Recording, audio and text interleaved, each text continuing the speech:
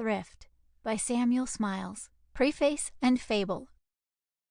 Be thrifty, but not covetous. Therefore give thy need thine honor, and thy friend his due. Never was scraper brave man.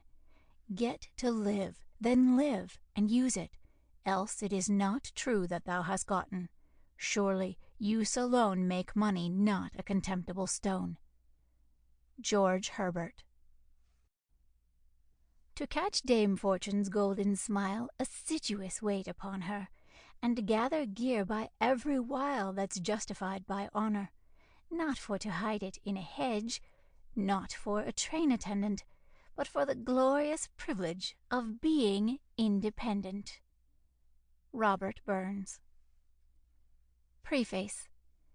This book is intended as a sequel to Self-Help and Character.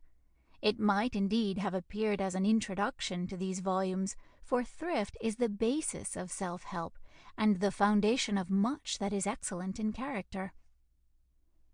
The author has already referred to the use and abuse of money, but the lesson is worthy of being repeated and enforced. As he has already observed, some of the finest qualities of human nature are intimately related to the right use of money, such as generosity, honesty, justice, and self-denial, as well as the practical virtues of economy and providence.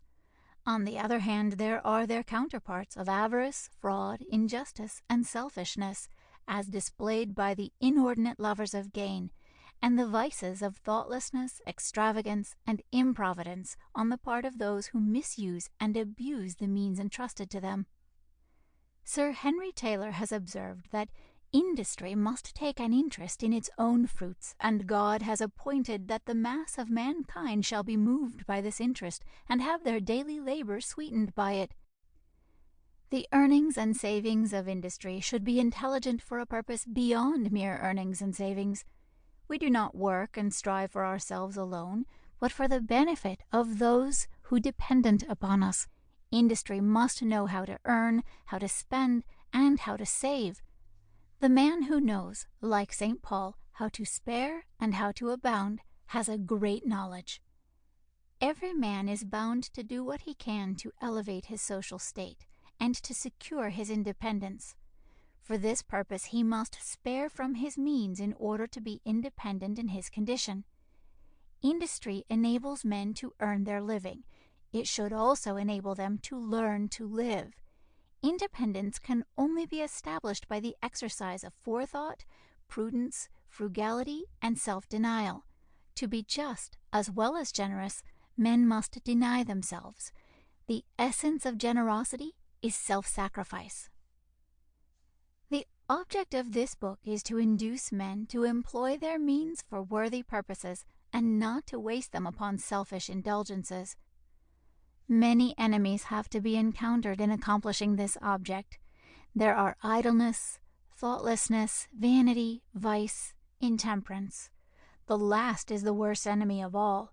Numerous cases are cited in the course of the following book, which show that one of the best methods of abating the curse of drink is to induce old and young to practice the virtue of thrift. Much of this book was written, and some of it published, years ago, but an attack of paralysis which compelled the author to give up writing for some time has delayed its appearance until now.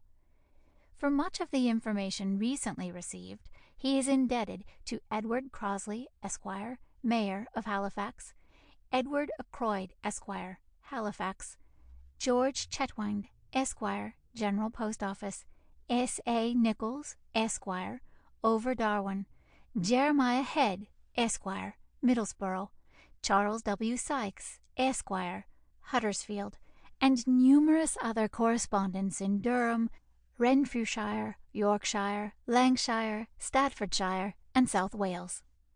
The author trusts that the book will prove useful and helpful towards the purpose for which it is intended. London, November 1875. A Fable. A grasshopper, half starved with cold and hunger, came to a well-stored beehive at the approach of winter, and humbly begged the bees to relieve his wants with a few drops of honey. One of the bees asked him how he had spent his time all the summer, and why he had not laid up a store of food like them. "Truly," said he, "I spent my time very merrily in drinking, dancing, and singing, and never once thought of winter." "Our plan is very different," said the bee. "We work hard in the summer to lay by a store of food against the season when we foresee we shall want it. But those who do nothing but drink and dance and sing in the summer must expect to starve in the winter." End of Preface and Fable.